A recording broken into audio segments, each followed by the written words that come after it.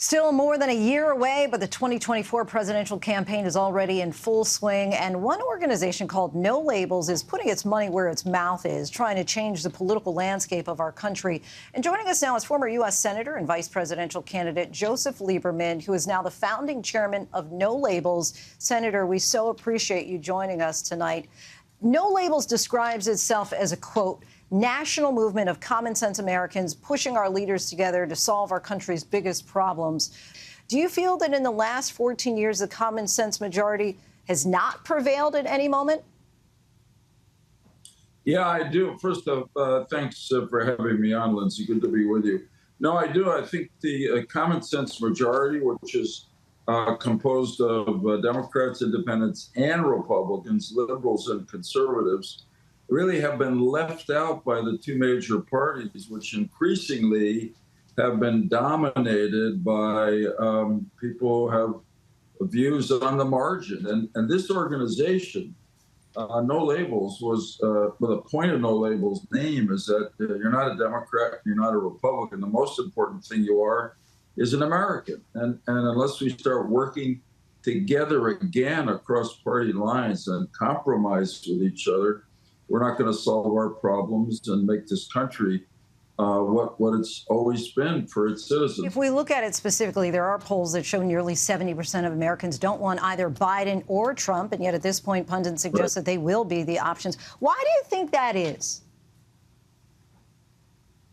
Well, two things. I mean, first off, in the good old days, when political bosses controlled both conventions, and I'm certainly not calling for that to happen again, they probably would be acting right now to get Trump and Biden out because they wanted to win.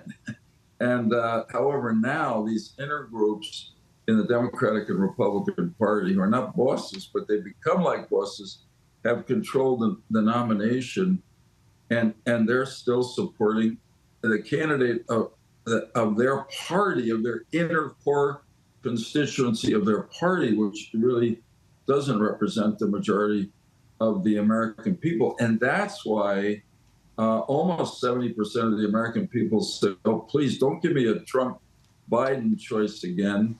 Give me something new. And when do you all make that decision? At what point do you say, OK, by September, by December, at what point do you decide we've got to break the glass? It's just that desperate. Yeah, no, that's a great question. So right now we're really focused on getting on the ballot in all the states in the country. And it's not easy because the requirements are different in every state, the number of petitions you have to have, what people have to sign. And recently, both parties, seems more the Democrats than Republicans, but both parties, to some extent, have started to object to and try to block us from getting on the ballot in their states, which is really blocking the people of the state from having a third choice. I guess we should take that as a compliment because it means they're worried that a lot of the people in their state will vote for us. But that's the focus now. In other words, I think you said break the glass if necessary, and that'll happen in March. And we already have a national nominating convention scheduled for Dallas in April of 2024. And just in our last final seconds here, Senator, who might that person be? Do you have any ideas or any names that are being bandied about as far as potentially the future of who you feel should be the future of American politics?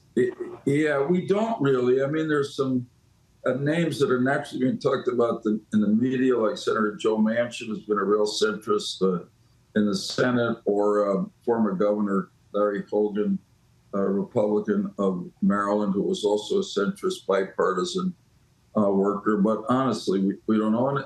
And really, we're setting up now a nominating process, a nominating committee.